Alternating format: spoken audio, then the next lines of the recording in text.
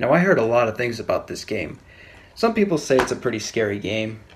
Some people say it's terrible.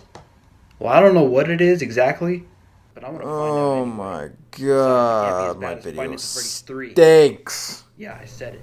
Let's play. Mm.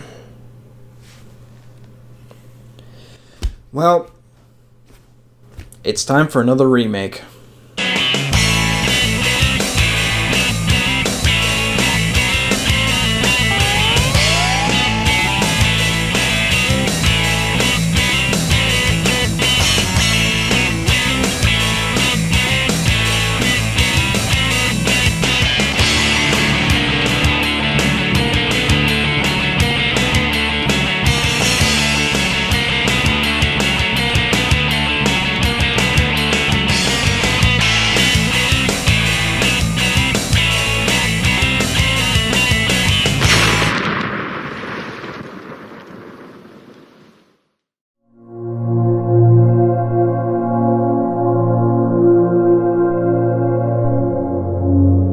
Ju-On the Grudge.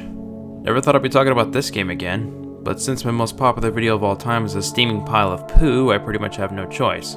Well, okay, I do, but I prefer to have good content on my channel rather than bad content. Ju-On the Grudge is a survival horror game developed by Field Plus for the Nintendo Wii only, and sadly that's red flag number one. I mean, come on, they could have at least made a PS3 version or Xbox 360 version. Hell, maybe even a PC version. But nope, it's only for the console that has a controller shaped like men's cash-in prizes. It's very disappointing, but, whatever. The game was released on July 30th, 2009 in honor of the Ju-On series' 10th anniversary. Holy crap, this game is now 10 years old. Well, in that case, happy 20th anniversary, Ju-On. And what do you know, they got a new movie coming out this year in honor of that. How nice. The Grudge game was directed by Takashi Shimizu, I hope I'm pronouncing his name right, and he was also the director of the movies as well. I only saw the US versions, and I honestly have no plans on watching the Japanese versions, mainly because I don't speak Japanese and I don't want to spend an hour and a half reading subtitles. I'm sorry, I just don't have the time or patience to do that. So yeah, we got a horror game based on a horror movie series. Usually this will be a bad thing because a lot of movie-based games are either mediocre or terrible, with the exception of two games in my opinion. Spider-Man 2 and Scarface The World Is Yours. But who knows, maybe Ju-On the Grudge will be the third exception. Maybe it's one of those movie-based games that really stick out amongst others. Well, okay, it's not, but is the game decent? And more importantly, is it scary? Well, let's find out. This is Ju-On the Grudge, Haunted House Simulator. Okay. I seriously think this lady has pink eye. We first get an intro of somebody walking inside of a haunted house filming off of their camcorder. Actually, scratch that, I'm watching an episode of Hoarders. After that, we see the title screen. I gotta say, I really like the music that plays in the background. It's very spooky sounding. Now when you start the game, you have to select a data slot and the game will ask you for your gender and zodiac sign. It's completely pointless though because it doesn't affect the gameplay in any sort of way. The only thing that it's used for is when you die or complete a level, it gives you a horoscope telling you how you reacted to jump scares. It's really not worth caring about, and I don't know how it calculates your fear level. If I had to guess, it probably does it through motion controls. Yeah, motion controls are in the game, unfortunately. The first level is a rundown factory. You play as a girl named Erica who's taking her dog for a walk until the dog sees two pale legs running inside of a building. The dog chases after the legs, which forces you to chase after the dog. You enter the building only to have the door behind you get demolished, so now you have to find another way out. Alright, so... wait, how do I move? No, seriously, how do I move? The nunchuck doesn't seem to do anything.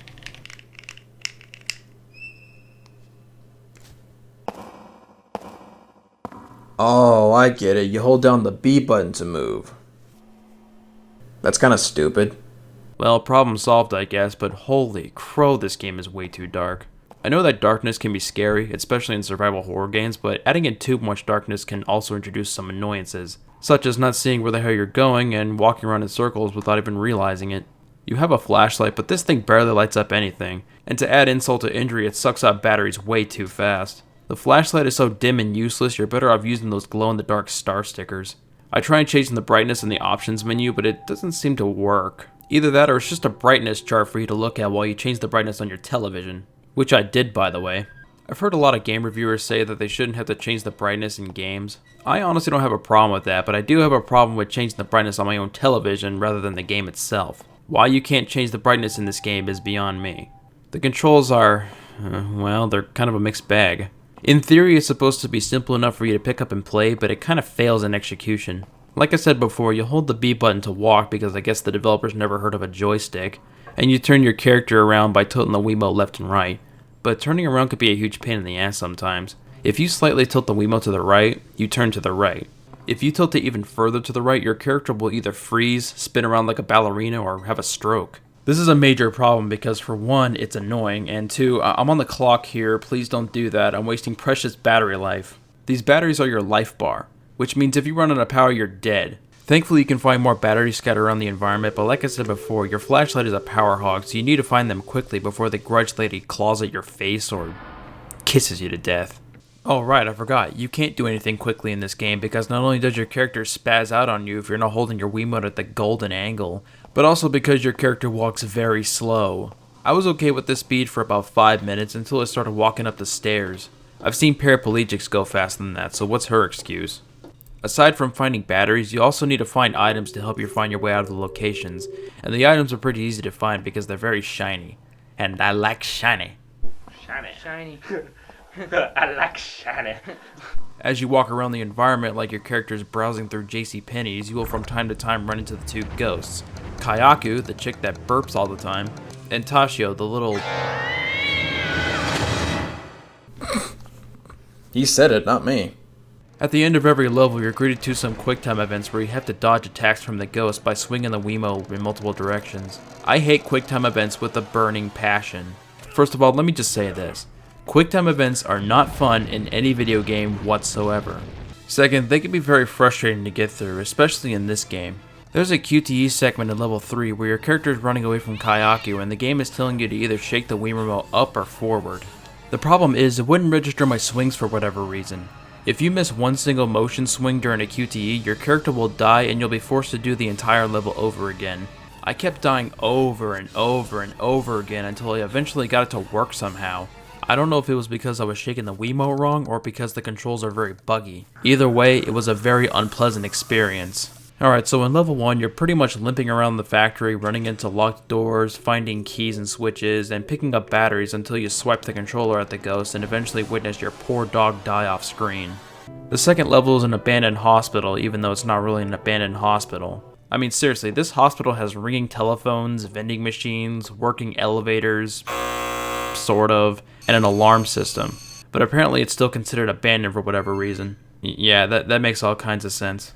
Anyway, you play as a woman named Miki who wakes up in the hospital after having face removal surgery because I guess she and her family don't identify as humans. Instead, they identify as blacked out nothingness. She hears the cat kid running around the hospital and she decides to go investigate like it's an episode of Scooby-Doo. Okay, number 1, you should never do that. You should never leave your hospital bed without nurse supervision. And 2, if you hear noises outside your door like that, just ignore it and let the nurses deal with it. Wait, there are no nurses. What the hell kind of a hospital is this? You need to have some nurses and doctors working the night shift. What if a patient has a heart attack in the middle of the night? Do they just let him die?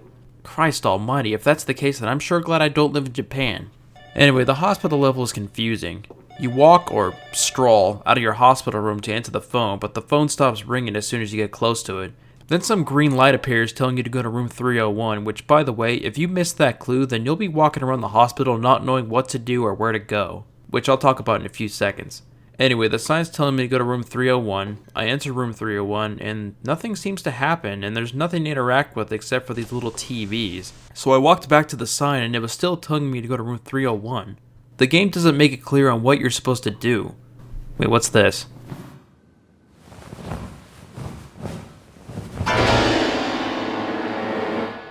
Okay, that happened, but I still don't know what I'm doing. Wait, now the sign is telling me to go to room 305 and 306? Oh, I get it now. You were supposed to go to room 301 to trigger the jump scare to progress through the level. What? For the rest of the level, you're just finding keys, unlocking doors, finding batteries, fighting off the ghosts, and eventually dying. How unfortunate. The third level is an abandoned apartment complex. You play as a delivery boy named Ken, who's delivering a package to some apartment building in the middle of the night, which is the dumbest idea ever, by the way. What the hell is wrong with this guy?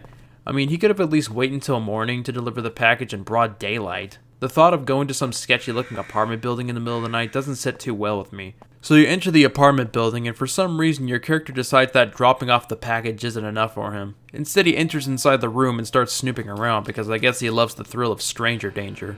I walked around the room for 5 minutes trying to figure out what I'm supposed to do, and it turns out that there's a key inside the closet that you can't see unless you're standing next to it at a certain angle. Yeah, cool. Thanks for wasting my time, game. Anyway, for the rest of the level, you're just collecting batteries, finding keys, walking like an old person with weak legs, fighting ghosts, and eventually dying. Again. You might have noticed that I don't talk about the gameplay very much. Well, it's because there's really nothing to talk about. Besides finding keys and batteries, all you do is walk from cutscene to cutscene. That's it. The ghosts don't attack you outside of cutscenes, and nothing in the environment hurts you either. The only way for you to die in this game is to fail a QTE or wait until your batteries drain. With this information in mind, you might be thinking, well, how is the game scary then? Simple. It's not. I mean, granted the jump scares freaked me out a little bit here and there, but that's the thing. The game is nothing but jump scares. I never felt like I was in any real danger because the ghosts won't attack me. And no, quick time events don't count. At one point I got so bored of this game I decided to do a little experiment to see if I can get myself killed outside of a cutscene. I tried making some noise with the TV to get the ghost's attention. I even tried walking towards the ghost to see if they would attempt to attack me, but nothing happened. It feels like I'm walking through these haunted house attractions where the ghosts and monsters are constantly jumping out at you. Actually, hell, maybe that's why they called it a haunted house simulator in the title. Except haunted house attractions are actually scary. This game isn't. Oh yeah, I forgot to mention that some of the quote-unquote jump scares just straight up fail to get a reaction out of me. Some of them will take the control away from you, pan the camera towards something, and then show the jump scare. So basically I was expecting the jump scare before it even happened. I didn't think it was possible to screw up jump scares, but apparently they did. Look at these examples.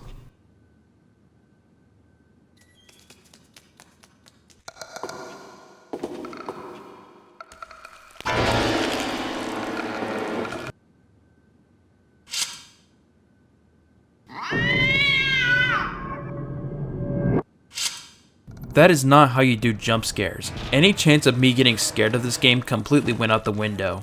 It is sad. Okay, the fourth level is the security guard's ordeal. You play as Hero, a security guard who is checking the security cameras in his office, when all of a sudden the lights go out and you have to turn them back on. Okay, so out of all the plots in this game, this one actually makes a little sense. I mean, you're not some idiot snooping around someone's apartment at 2 o'clock in the morning. The first time playing this level, I walked down the hall all the way to the power room, only to find out that the power room was locked. And then when I looked at my battery life, I was about ready to die. Well crap, now there's no way I can save myself, so I guess I have to commit suicide and start over. Cue the lovemaking music.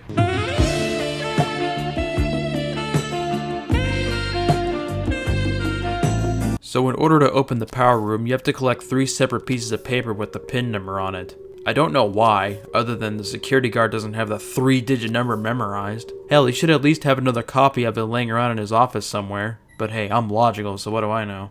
Anyway, it's the same as before. You collect items, find batteries, fight the ghost through QuickTime events, and finally watch your character die. Again. You know, this game's kinda pointless the more I think about it. You're going through all this trouble collecting batteries and finding items to make sure your character doesn't die. And what happens at the end of every level? Your character dies. So basically I'm accomplishing nothing by playing this. Well, I don't know. Maybe I'll unlock something after I beat the 4th level. What, that's it? Is that really it? No cutscene, no congratulations, not even reward? Actually, there is a secret 5th level that the game never tells you about. In order to unlock it, you have to find all the hidden items in all the levels. Gee, thanks for not telling me, you stupid piece of garbage game. Granted, it tells you in the instruction manual, but what if you don't have the instruction manual? Well, your only option is to look it up on the internet, which is something that you should never have to do.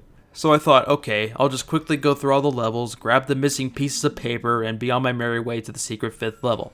Well, joke's on me, because the hidden items are such a pain in the ass to find. You will not be able to find these things without going on the internet and looking up a walkthrough. These things are hidden in the most ridiculous places imaginable. For example, one of them was hidden on the ceiling in this disgusting apartment building. My immediate thought was, who the hell would even think to look up there? The developers must have thought they were so funny when they decided to put the godforsaken thing on the ceiling. Oh, and remember when I said the items will shine like crystals? Well, not the hidden items. They don't shine for you at all, which makes things even worse. I am not happy that I wasted so much time replaying every single level just to find all the hidden items. Shame on you, Feel Plus. Shame on you. And now we come to the final level of the game, the house. You play as Erica again, which is odd because at first I thought she died at the factory, but no, she survived.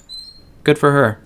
Anyway, she goes to the cursed house to find her family, but in order to do that, you have to once again find the keys to open doors, collect batteries, and fight off the 2 ghosts. You do eventually get to climb up to the attic to see her dead family, in garbage bags for some reason, but then you're immediately interrupted by Miss Burpsala and you try to escape with your life. Do you remember the part in the movie where the Grudge lady crawls down the stairs to kill her victim? Well, she does it again in the video game, and honestly, it was a lot scarier in the movie. Anyway, Erica gets cornered, she gets dragged up to the attic with her family, and she's dead. So after all that trouble I went through, collecting batteries, keys, items, hidden items, and beating every single level in the game, it's all been for nothing, because in the end, all of my characters die. This game sucks. It's a real shame because I think the game does have potential to be good and scary. The environments are kinda creepy, and there are some jump scares that freak me out from time to time. But sadly, it has bad graphics, terrible controls, jump scares that are easily predictable, and boring gameplay. Even if you're a fan of the Ju-On films, I still don't recommend buying this game. It's a complete waste of time from start to finish. If you want to play a good survival horror game, I recommend picking up either Resident Evil 7 or the remake of Resident Evil 2. They are much better games than this, I promise you that. And plus, this game is expensive online. I mean, answer this question. Do you really want to spend $50 on a crappy Wii game? What? No? Oh, okay, that's what I thought.